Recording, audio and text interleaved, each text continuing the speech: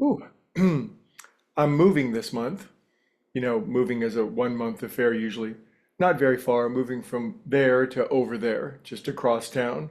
And it's a good move, and I'm grateful for the opportunity. And it's very challenging at the same time.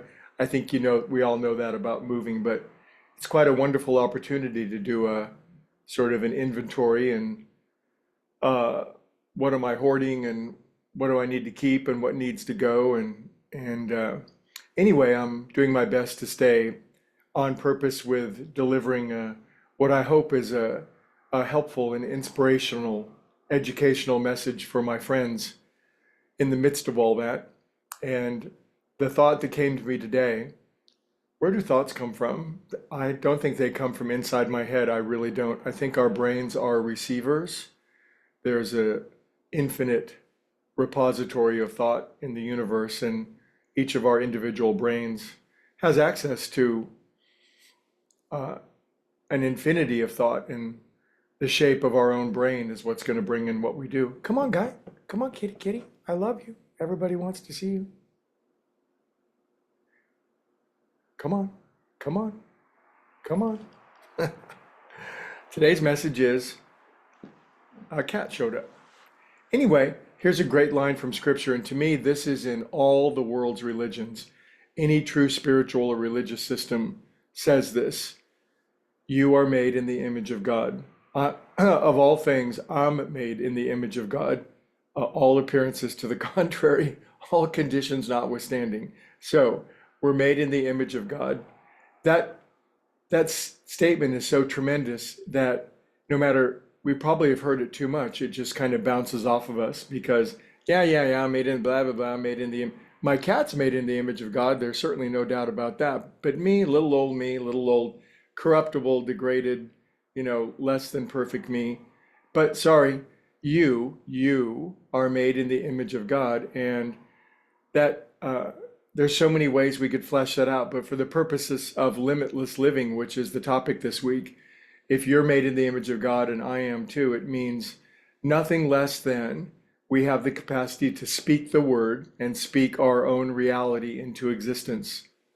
Each and every one of us has the capacity, not only the capacity in this very moment, we've spoken our current life into reality. In other words, yeah, we could speak amazing realities into reality, but right now, the reality that you are living and the reality that I am living, these individual realities we seem to be living, are the perfect result of all the thoughts that we've been thinking to date.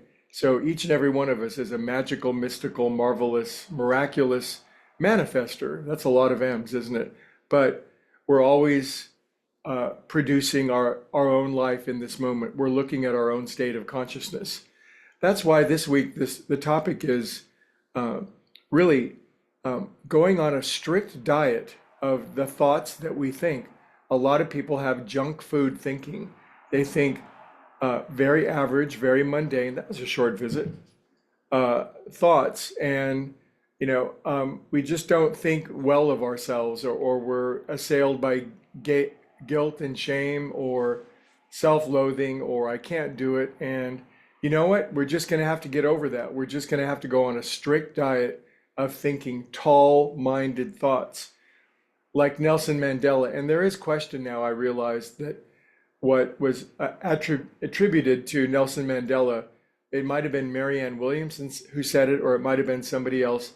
I don't give a damn who said what I said yesterday. What I do, I said it. I said those words. So God said those words. It's principle before personality. But you are talented, gorgeous, brilliant, wonderful. Who are you not to be? You're here to do great things, and yet we just won't think that way so much. We're scared to think and remember that I am made in the image of God, and we all start from a perfect potential, and the words that we speak have built not only the realities that we're going to live, but the one we're living right now.